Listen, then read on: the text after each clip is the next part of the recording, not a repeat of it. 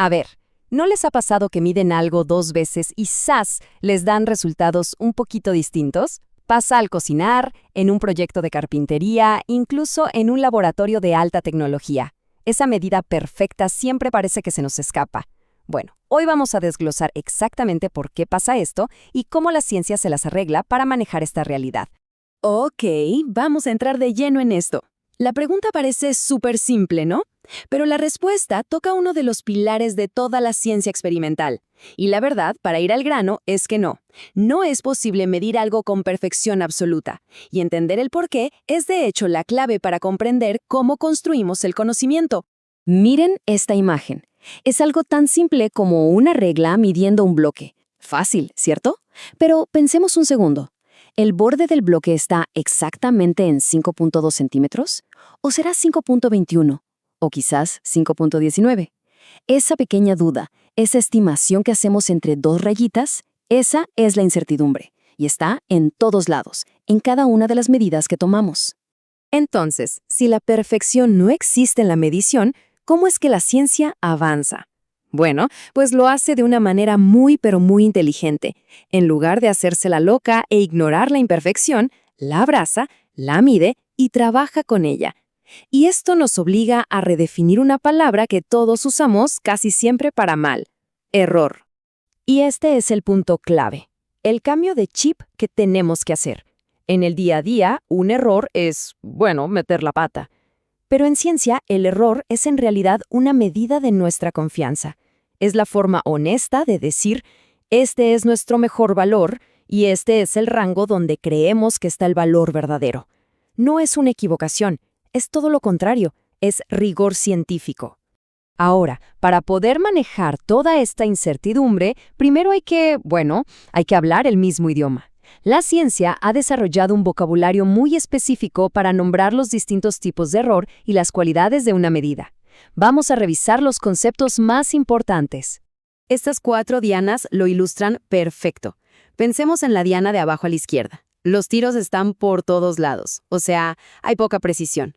Pero si sacamos el promedio de todos los puntos, cae cerquita del centro. Eso es exactitud. Ahora, la diana de arriba a la derecha. Todos los tiros están súper agrupados, muy preciso, pero están lejos del blanco. Eso es inexacto. El sueño, claro, es lo que vemos abajo a la derecha, ser exacto y preciso a la vez. Aquí tenemos al culpable de la inexactitud, el error sistemático. Imaginen un reloj que siempre, pero siempre, adelanta 5 minutos. Es consistente, es hasta predecible si lo detectas, pero siempre te desvía para el mismo lado. Es un fallo, sí, pero un fallo en el sistema de medición. Y por otro lado, tenemos a su contraparte, el error aleatorio. Este es, digamos, el ruido de fondo en cualquier medición. Son esas pequeñas fluctuaciones que no podemos predecir.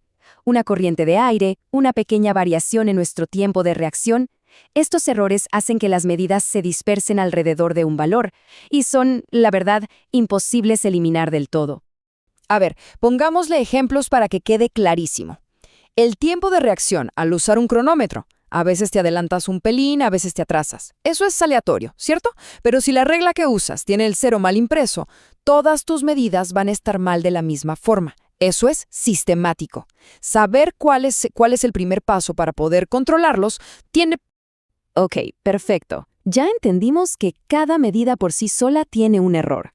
Pero, ¿qué pasa cuando usamos esas medidas imperfectas para calcular algo más complejo? Aquí es donde empieza lo bueno, la propagación de errores, un verdadero efecto dominó. Justamente esta es la pregunta del millón. Si mido el largo y el ancho de una mesa y cada una de esas medidas ya viene con su pequeña duda, ¿cuál es la incertidumbre del área que calculo? Porque el error no se desvanece por arte de magia. Al contrario, se combina y se propaga al resultado final. Empecemos por lo más fácil, sumas y restas. Cuando combinamos medidas de esta forma, la lógica es bastante intuitiva, la verdad. Poniéndonos en el peor de los escenarios, si una medida puede tener un error de delta X y la otra uno de delta Y, pues el error total podría ser la suma de ambos.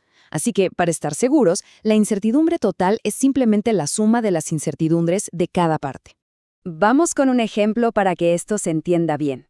Queremos saber la masa de unos líquidos. pesamos los recipientes llenos y luego los pesamos vacíos. En total son 4 mediciones. Y como vemos, cada una de esas pesadas tiene su propia incertidumbre. Como el cálculo final es una serie de sumas y restas, la regla es clara. Sumamos todas las incertidumbres, y así los pequeños errores de cada pesada se van juntando y nos dan una incertidumbre total de 32 gramos para nuestro resultado. Y esta gráfica, lo resume de una forma genial. Muestra perfectamente cómo una pequeña incertidumbre en el eje horizontal, que es nuestra medida inicial, se proyecta a través de la función y ¡pum!, genera una incertidumbre en el resultado calculado, en el eje vertical. El error siempre se pasa al resultado final. Bueno, ¿y qué pasa con la multiplicación y la división? Aquí la cosa cambia un poquito. En vez de sumar los errores absolutos, lo que sumamos son los errores relativos, o sea, el error como un porcentaje de la medida. Y tiene todo el sentido del mundo. Piensen en esto. Un error de 1 centímetro es un mundo si mides un lápiz, pero no es nada si mides una autopista, ¿no? Para entender esto, vamos a resolver un problema clásico. Queremos medir un árbol altísimo, pero obvio, sin tener que treparlo. La solución es usar la semejanza de triángulos, midiendo sombras y un objeto que sí podamos medir. Esto nos va a llevar a una multiplicación y una división, el escenario perfecto para nuestra segunda regla. Listo, aquí tenemos los datos que juntamos. Medimos la sombra del árbol, la altura de nuestro objeto de referencia, digamos que una vara, y la sombra de esa vara. Y fíjense, cada medida viene con su propio margen de error, su más menos. Ahora viene lo bueno. Vamos a combinar estos 3 números con sus 3 incertidumbres para calcular algo que nunca medimos directamente, la altura del árbol. Y ahí lo tienen. Después de aplicar la regla de los errores relativos, el cálculo nos da que el árbol mide unos 2000 centímetros, o sea, 20 metros. Pero, y aquí está lo más importante, también sabemos la incertidumbre, más o menos 70 centímetros. Este es un resultado científicamente honesto.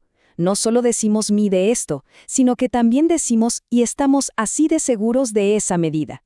Y todo esto, al final, nos lleva a una idea mucho más grande, más filosófica si quieren. ¿Por qué nos tomamos toda esta molestia?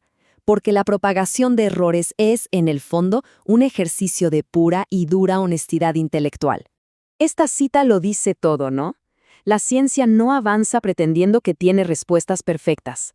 Al contrario, su fortaleza viene de medir el mundo y, de manera crucial, de medir su propia duda sobre esas mediciones. Así es como se pone a prueba una teoría, comparando una predicción con un rango de medida experimental, con su error incluido. Y para cerrar, me gustaría dejarles esta reflexión.